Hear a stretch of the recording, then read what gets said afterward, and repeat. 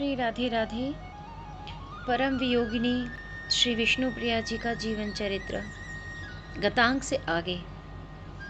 प्रिया, बहू, चल गंगा स्नान करके आते हैं। ब्रह्म मुहूर्त का समय है, अभी अंधकार ही है। इसी समय शची देवी नित्य गंगा नहाने जाती थी। विष्णु प्रिया 2 दिनों से गई नहीं। वो अस्वस्थ है, ज्वरग्रस्त है। वैद्य जी कल आए थे, उन्होंने कुछ औषधि लिख कर दिया, किंतु विष्णु प्रिया खाती नहीं है। शची देवी ने जिद की थी, किंतु प्रिया औषधि नहीं लेगी। कांचना ने भी समझाया था, पर विष्णु प्रिया ने ली ही नहीं औषध। प्रिया, चल गंगा स्नान कराते हैं। शची देवी को स्मरण है कि उसके पति श्री जगन्नाथ मिश्र जी जब जब ज्वरग्रस्त होते थे वो गंगा नहाते थे और नहाते ही वो स्वस्थ हो जाते। वो कहते थे गंगा में समस्त औषधीय तत्व विद्यमान है। ये बात शची देवी स्मरण करती हैं और विष्णु प्रिया को गंगा चलने के लिए कहती हैं। विष्णु प्रिया शांत भाव से अपनी सासू माँ के पीछे चल देती हैं। आज बहुत भीड़ है। गंगा घाट में पहुंचकर चारों ओर शची देवी देखती है। आज क्या है, पूर्णमासी या अमावस्या या एकादशी? पर इनमें से आज कुछ नहीं है। फिर इतनी भीड़ क्यों, वो भी ब्रह्म मुहूर्त में? शची देवी देखो, गंगा के उस पार, एक ब्राह्मण ने कहा।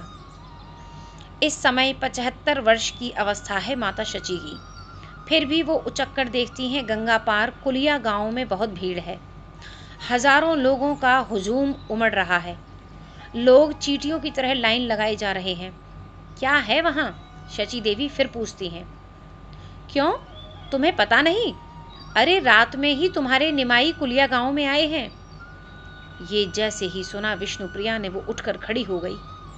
उसने इधर देखा ना उधर, बस एक बड़ा सा पत्थर पड़ा था, उसमें अपने पैर रखकर खड़ी हो गई। गौर हरि, हरि बोल, यही संकीर्तन चल रहा था वहां। मृदंग की थाप पर सहस्रों लोग नाच रहे थे। विष्णु प्रिया उचक कर देख रही है। उसे अपने स्वामी को देखना है, पर उस भीड़ में वो कहाँ से दिखते।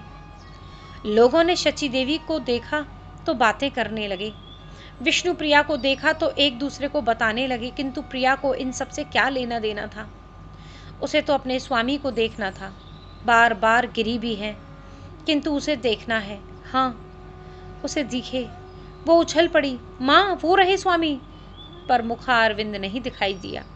बस लोगों के मध्य में मुंडित केश, वो वही देखती रही। उसके नेत्रों से अश्रु बहते रहे। विष्णु प्रिया 2 घड़ी भर वहां खड़ी रही, जब तक उसके स्वामी गौरांग देव संकीर्तन करते रहे तब तक। आज रात्रि को नवद्वीप आएंगे गौरांग देव।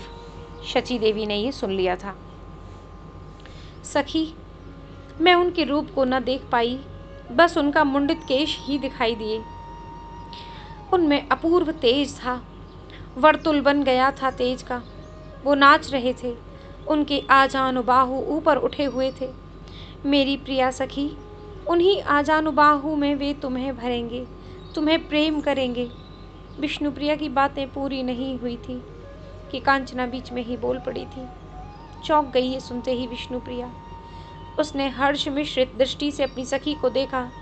ये बात ही ऐसी थी कि विष्णु प्रिया की पूर्व स्मृतियां जाग गईं। तुम मुझे बड़ी प्यारी लगती हो, ये कहते हुए मेरे नाथ ने मुझे अपनी बाहों में भर लिया था सखी। तेरे मुंह में घी शक्कर, क्या ये सच होगा? वो मुझे फिर अपनी बाहों में भरेंगे, उनके वक्ष में मुझे विहार करने का सुख फिर प्राप्त होगा। ये सोचते सोचते विष्णु प्रिया फिर उन्मादिनी हो गई थी। तुम ये क्या कह रही हो प्रिया से? कांचना, झूठी आस मत दिखाओ, शची देवी ने कांचना के कान में आकर कहा था। तब रोते हुए कांचना भी बोली थी, माँ क्या करोगी? तो ये तुम्हारी बहू मर जाएगी। वर्ष वर्ष हो गए, इसने अपने हृदय की बात मुझसे भी नहीं कही है। शची माँ, बोलने दो मुझे। झूठी ही आज सही, कुछ समय के लिए तो सुख का अनुभव कर लेगी बेचारी। कांचना रोते हुए बोल रही है। वैद्य जी भी कह रहे थे कि इसके मन का गुबार बाहर निकालो। शची माँ, ये स्वस्थ होंगी, नहीं तो मन ही मन कुढ़ती रहेगी और एक दिन देह त्याग देगी। शची माँ समझ गई, सच्ची सहेली है ये, इससे लाभ ही होगा प्रिया को। ऐसा विचार कर दोनों को एकांत में छोड़ दिया। गौर विरह को कैसे पार करूंगी सखी, हंसती है अब विष्णुप्रिया। तू मुझे बहला रही है, मैं समझ रही हूँ। उन्माद समाप्त हुआ प्रिया का। कांचना को अपने समीप बिठाकर विष्णुप्रिया अब चर्चा कर रही है।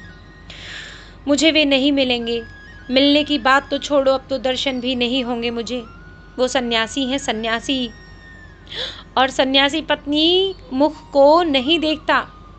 इसलिए सखी, आलिंगन, उनका सहवास, ये सब इस विष्णुप्रिया के भाग्य में विधाता ने लिखा ही नहीं है। किंतु मुझे डर लग रहा है। एक एक दिन करके मास बीत गए, मास करते हुए वर्ष बीत गए, लेकिन गौरहरि नहीं मिले। मेरा हृदय जल जल के राख हो गया, किंतु वो न मिले। उनका विरह प्राणों में शूल बनकर चुभ रहा है, निरंतर चुभ रहा है सखी। उसका दर्द इतना भयानक होता है कि लगता है मर जाऊं। किंतु विष्णुप्रिया इतना कहकर मौन हो जाती है और फिर वे शून्य में ताकने लगती है। सखी, मर तो मैं नहीं सकती। फिर एकाएक विष्णुप्रिया बोलना शुरू कर देती है। मरते समय तनिक असावधानी से मेरे नाथ का चिंतन अगर मुझे नहीं हुआ तो मेरी साधना तो सब व्यर्थ चली जाएगी।